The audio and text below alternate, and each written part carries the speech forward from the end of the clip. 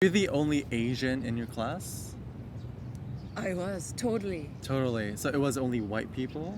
It was only white and maybe few African American Okay, student. okay. Yeah. How was that experience? I didn't really feel weird about it because it's funny, you can't see yourself, right? Yeah, exactly. So if you see a lot of white people and a little bit of black people, you're gonna think that You're part of you're part of the community. Yeah. Yeah, the clothes I wear will be something that I buy in the Target, in the So I suddenly, it was like easy for me to adopt the culture, the lifestyle, and everything. You often hear like racism and all that kind of stuff when an Asian looking person moves to America and all that, but I guess you didn't really experience that. Well, I experienced a lot. Okay. Yeah. Once I became friend with my classmate, they would be friendly, but until then, they would not make fun of me, but they're like,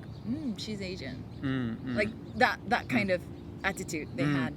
In the morning, I came too early, so I was in one of the classrooms and then reading book, like Japanese book. It was my second or third month. And then one classmate, he started to say something Chinese-ish. Yeah. And he started to make fun of me. And I noticed, but I ignored. I didn't know what to say. I couldn't. Yeah. So, but then I held it too much. When we started the class, I burst into tears.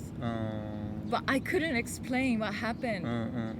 But fortunately, other girls, I think one of the girls knew the situation, like knew what happened. So I think she explained to the teacher. She found out what happened, and then that student, he wrote me a letter the next day to apologize. Yeah, and he kept saying in the letter that I didn't know and I'm sorry. Like I didn't. He didn't know what.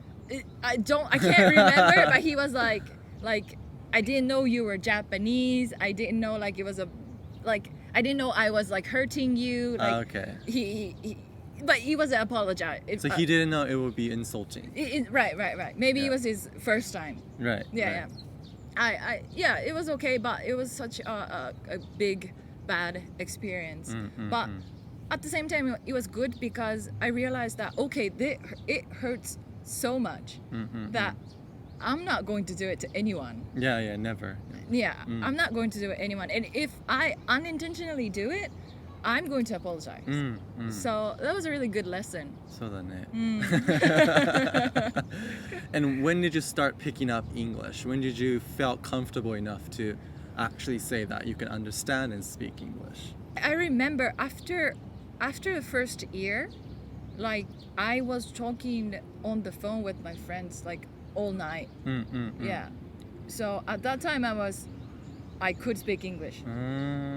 Well. How was that experience? Like, how was the experience of knowing and realizing that you can now speak another language? Like, did you even thought about it, or was it too natural for you? It was too natural because I didn't really have a chance to speak Japanese. So I felt like I couldn't speak anything at that time. Okay. Yeah, even I went back home, we had a lot of homeworks. And the homeworks were in English, right?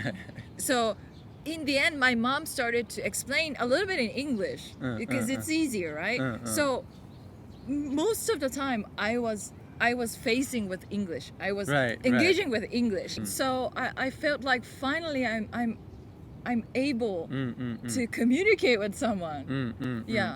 Because I spent so less time with my family. They're all busy trying to catch up with everything. We were all busy independently. Right. So you were kind of in like a survival mode. I guess I was. Your Japanese ability was almost like gone. And you learned English a little bit from zero.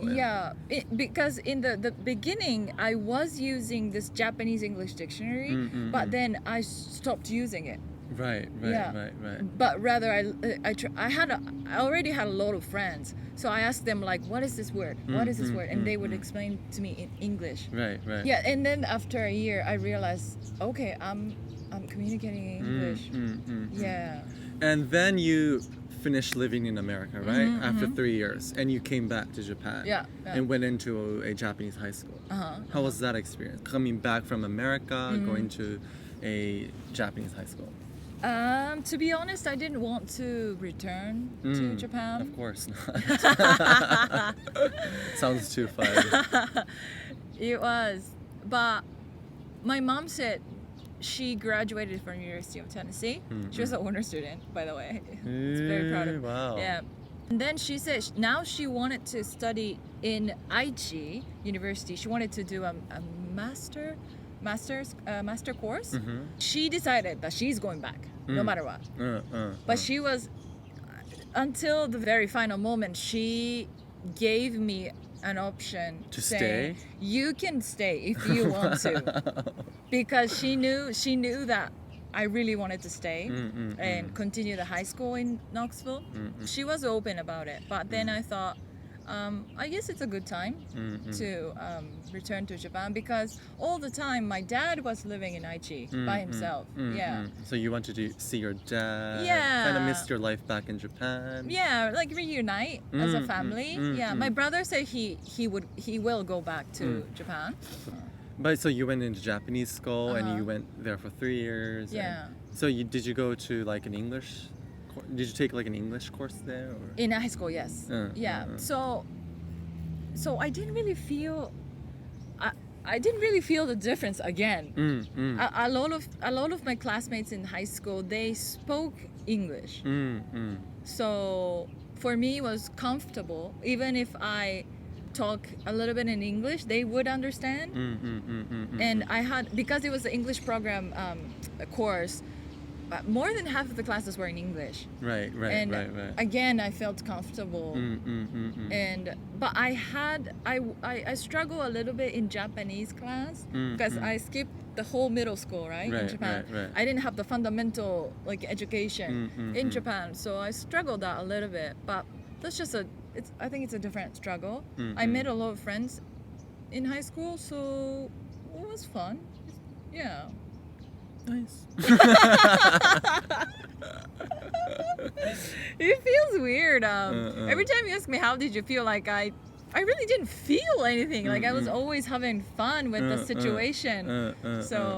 Yeah. Because I know many people struggle with school, and they really absorb everything, and they have a hard time processing it and noticing the difference and all that. So, but in this case, Vennie is a very chill, relaxing, trying to enjoy every moment kind of lady. So that's really good, I guess. Yes, yeah. You mentioned before that you work in Japan right now, right? I do, and how's that been? How's working in a Japanese environment?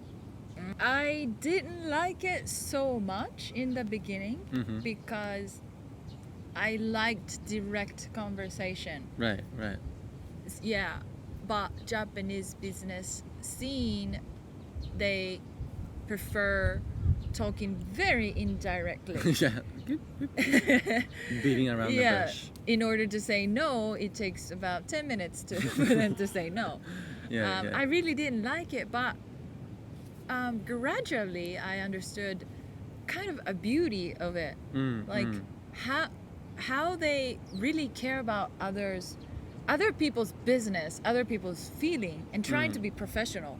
So I started to like it, and and that's when I started to learn and observe the Japanese way of doing business. Right. And Japanese way of working. Right. And I like it now. I like it now, and now I'm proud of myself that I have a lot of ways to say no without saying no. And it's kind of fun. Could you give us some examples? For example, let's say a sales person calls me